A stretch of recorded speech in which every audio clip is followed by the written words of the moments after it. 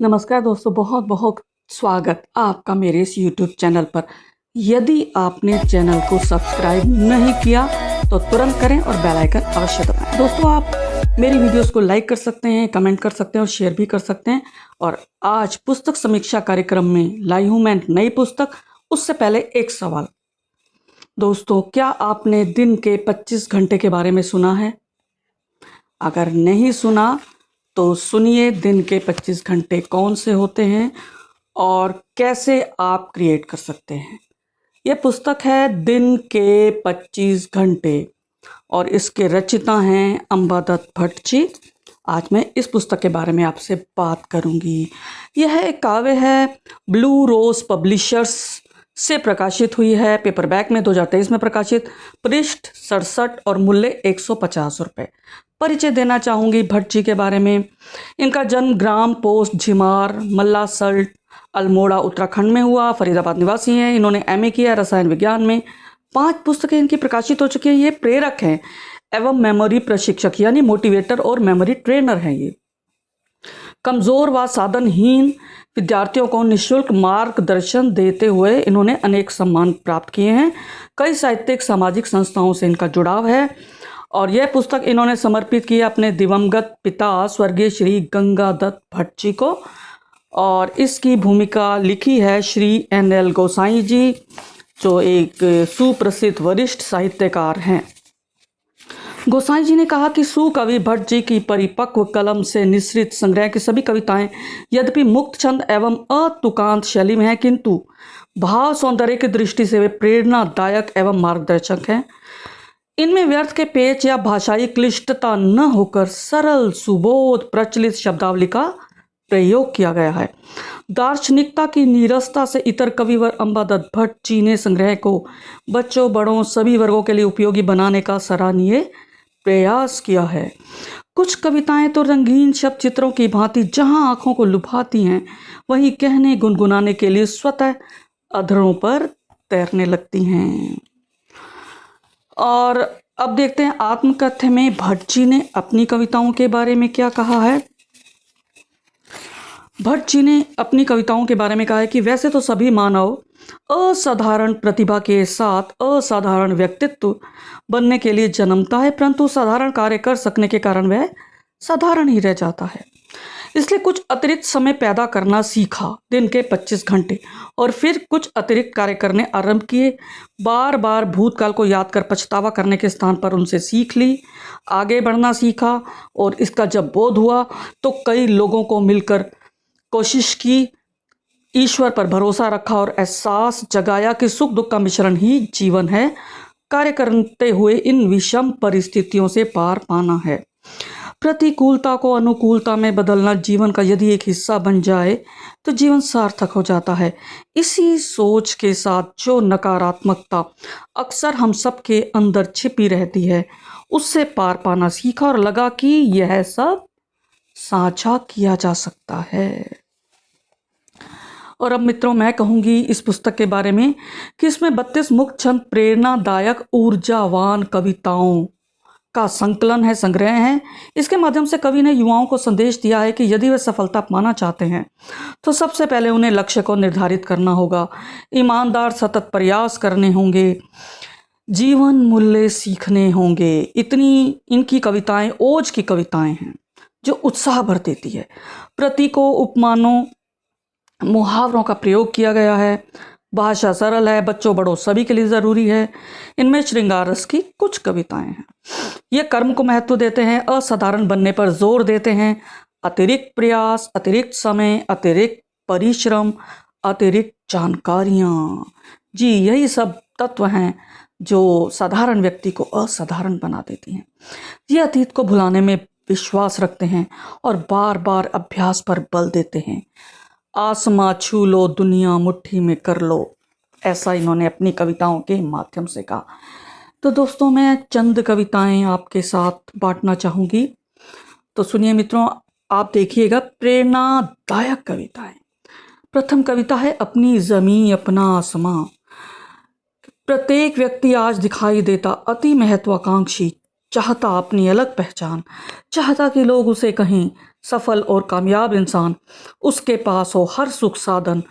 पर कुछ लोग चाहते केवल भाग्य भरोसे यह सब पाना, और कुछ ही कर्मशील करते प्रयत्न कर पाते पूर्ण अपना ये सपना सुहाना। कई कर्मशील मेहनत कश संजो सपना सफलता का, करते यात्रा आरंभ जुटते जी जान से, पर छूट जाते फिर से दूर, बहुत दूर मंजिल से, क्योंकि वे नहीं जानते कि केवल पीटते रहने से लोहे को नहीं ढाल सकते वांछित आकार में।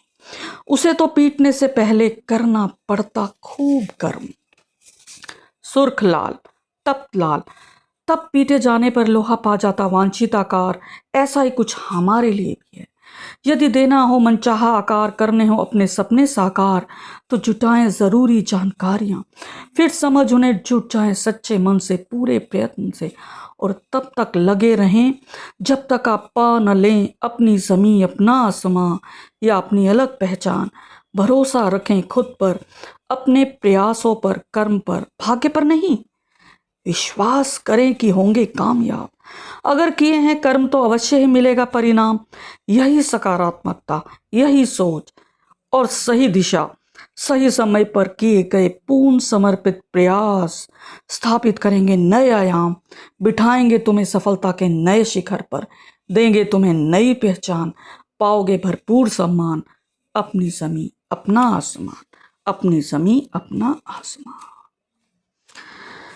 तो मित्रों, एक और कविता का मैं कुछ पंक्तियां पढ़ना चाहूँगी। इसका शीर्षक है जीवन मूल्य। सच में मित्रों, मुझे भी लगता है कई बार कि जीवन मूल्य खोते जा रहे हैं, उनके अर्थ खोते जा रहे हैं, और इसका जो कारण है वह हम स्वयं हैं, और हम ही लोग हैं जो चाहें तो इन जीवन मूल्यों को अपने जीवन में स्थापित कर सकते हैं। सच्चे अर्थों में होने के लिए मानव जरूरी है जीवन में कुछ मूल्य धारण करे, कुछ मूल्य, कुछ गुण जो कहलाते जीवन मूल्य, जिनसे बनते हम प्रिय, मित्र, मूल्यवान, चरित्रवान, गुणवान या अनुकरणीय, जिनको धारण करने से नहीं रह जाता यह जीवन पशुवत। इसलिए करें प्रयास सतत सीखने और धारण करने का इन अमूल्य जीवन मूल्यों को। और अब मैं पढ़ना चाहूंगी शीर्षक कविता, दिन के 25 घंटे। मित्रों, आप भी जानिए कि दिन में 25 घंटे कैसे हो सकते हैं। यदि आप चाहें तो आप भी अपने लिए 25वां घंटा इजाद कर सकते हैं। कि हम सभी जानते दिन में है 24 घंटे, पूरी दुनिया वाले यही है मानते। बड़ा अजीब सा लगा जब ये जाना कि दिन में 24 नहीं हो सकते हैं 25 घंटे। एक अतिरिक्त घंटा अपने कई महत्वपूर्ण कार्यों के लिए, ताकि आप निकाल सको और उसे बहुत आगे। जी हाँ, आप जुटा सकते एक अतिरिक्त घंटा। बस 24 घंटे की मानसिकता का करना होगा त्याग, केंद्रित करना होगा अपना ध्यान अपने कार्यों पर। और दिन में यदि केवल 12 घंटे ही हो कार्य करने की आदत, तो भी हर एक घंटे से 5 मिनट बचाइए। 12 घंटों से 60 मिनट बचा एक अतिरिक्त घंटा पाइए। क्या इससे दिन हमारा 24 की बजाय 25 घंटों का नहीं हो जाएगा? यही अतिरिक्त घंटा जो हमें जन्मा सके, दे सके हमें अतिरिक्त ऊर्जा, अतिरिक्त ऊंचाई, अतिरिक्त सफलता, आत्मसंतुष्टि। और जहां लोग रोना रोते नहीं समय उनके पास, वहीं आपके पास नहीं अभाव समय का। तो इसी क्षण इसी पल हो जाए तैयार, न गवाएं एक भी पल बेकार। सीखे जन्माना अपने लिए एक अतिरिक्त घंटा, और बनाएं अपने दिन को पूरे 25 घंटे का, 24 नहीं 25 घंटे का। जी हाँ, आपका दिन 25 घंटे का। तो देखा दोस्तों, आपने कैसे भट्ट जी ने आपके लिए भी 25वां घंटा इजाद करने की आपको एक ट्रिक बताई है। इनकी कविता मुझे बहुत पसंद है कि समय नहीं, और आप भी इत्तेफाक रखेंगे कि जब तक घर या कार्यालय की दीवार पर टंगी न थी घड़ी, हर हाथ की कलाई पर बंधी न थी घड़ी, हर एक उपकरण में सजी न थी घड़ी, तब तक समय ही समय था। हर एक के पास, इसके उसके पास, सबके पास, अपने लिए, तुम्हारे लिए, इसके लिए, उसके लिए, और न जाने किस किस के लिए। पर आज जब से टंग गई घड़ी हर दीवार पर, बंध गई घड़ी हर कलाई पर, सज गई घड़ी हर उपकरण में। तब से समय ही नहीं है किसी के पास किसी के लिए, न मेरे पास, न तुम्हारे पास, न अपने लिए, न इसके लिए, न उसके लिए, न किसी के लिए। अब समय नहीं, अब समय नहीं। कहो कहो क्या दोगे कुछ समय अपनों को, जो लगाए बैठे हैं आस, जो लगाए बैठे हैं आस, जो लगाए बैठे हैं आस। तो मित्रों, इस पुस्तक की आखिरी कविता है शुभ से शीघ्रम। आपने सुना होगा कि जो भी कार्य करना है जल्दी से करिए, जो अच्छा कार्य करना है, बुरा नहीं। तो मित्रों, इसकी अंतिम पंक्तियां पढ़ना चाहूंगी। क्या क्या है प्राथमिकता, आप समझ जाएंगे। क्या क्या है प्राथमिकता, किसे करना है जरूरी, जान न टाल उन्हें, कर डाल शुभ काम शीघ्र और शीघ्र। शायद